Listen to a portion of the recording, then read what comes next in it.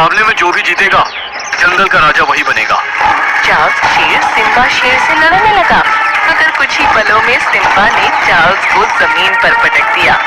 Charles क्रोधित होकर जंगल के एक तालाब के पास पहुंच गया और अपने दोस्त हैरी मगरमच्छ को सारी घटना बताने लगा। तुम मेरे साथ चलो। हैरी मगरमच्छ चार्ल्स को तालाब के ऊपर बनी हुई घनी झाड़ियों में लेकर चला गया। उस झाड़ी में एक बेहद बूढ़ा मगरमच्छ बैठा हुआ था। तुम इसे यहाँ पर क्यों लाए हो? क्या तुम जानते नहीं यह तालाब का प्राणी नहीं है? ये मेरा दोस्त है मगरमच्छों के राजा। इसके साथ बड़ा अन्याय हुआ है। इसके पिता ने इसके स्थान पर इसके बड़े भाई को जंगल का राजा बना दिया है। इसकी मदद कीजिए। ठीक है, लेकिन राजा बनने के बाद इसको तालाब के बूढ़े मगरमच्छों के लिए भोजन का प्रबंध करना होगा। मुझे आपकी शर्त मंजूर है। चार्ल्स शेर की बात सुनकर बूढ़ा सफेद मगरमच्छ खुश हो गया।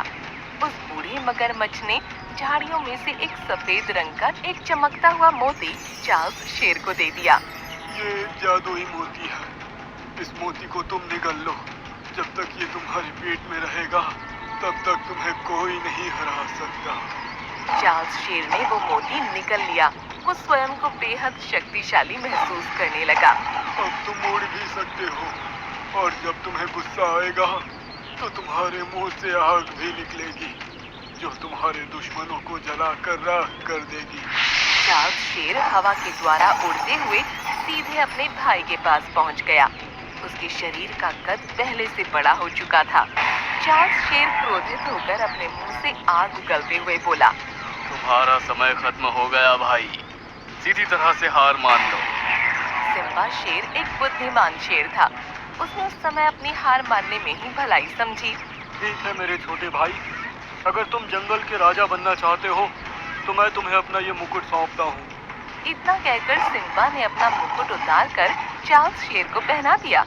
उस दिन के बाद चार्ल्स शेर जंगल का राजा बन गया और जंगल का राजा बनते ही उसने जंगली जानवरों के ऊपर अत्याचार करना शुरू कर दिया। उसे अगर किसी भी जानवर की बात बुरी लगती तो वो उसे अपने मुंह की आग से जला देता। चार्ल्स शेर बड़े मजे से अपनी गुफा में बैठकर जंगल के लोगों पर हुक्म चलाता रहता। उसे राजा बने हुए कई महीने बीत गए और वो ये भी भूल गया कि उसने उस बूढ़े मगरमच्छ से भोजन देने का वचन दिया था। एक दिन चार्ल्स जब अपनी गुफा में बैठे बैठे ऊब गया तो वो टहलने के लिए उसी तालाब की ओर निकल गया। चार्ल्स शेर तालाब पर पहुंचा ही था कि तभी वहां उसका दोस्त हैरी मगरमच्छ और वही सफेद बूढ़ा मगरमच्छ आ गया। तुमने मुझे वचन दिया था कि तुम राजा बनने के बाद बूढ़े मगरमच्छों के लिए भोजन का प्रबंध करोगे। एक राजा तुम्हारे जैसे गंदे मैले तालाब के प्राणियों के लिए भोजन का प्रबंध करेगा? मैं तुम्हारे बाप का गुलाम नहीं हूँ। इतना कहकर चार्ल्स शेर उड़ता हुआ वहां से चला गया, मगर इस दृश्य को चुपके से उसका भाई सिम्बा बहुत गौर से देख रहा था। वो तुरंत हैरी और उस सफेद मगरमच्छ के पास पहुंचकर बोला, मैंने तुम्हारी और अपने भाई की बातें सुन ली हैं। मुझे बताओ आखिर उसके शक्तिशाली बनने का रहस्य क्या है? बूढ़े मगरमच्छ ने उदास होकर सारी घटना सिम्बा शेर को बता दी। सिम्बा शेर बहुत गहरी सोच में डूबता हुआ बोला, अब समझा। तो सारा खेल उस जादुई मोती का है जो मेरे छोटे भाई के पेट के अंदर है। इतना बोलकर सिम्बा शेर वहां से चला गया। अगले दिन सिम्बा शेर चार्ल्स शेर की गुफा में पहुंच गया और चार्ल्स शेर के सामने हिरण का ताजा ताजा मांस रख दिया। वो जानता था कि उसके छोटे भाई को हिरण का मांस बेहद पसंद था।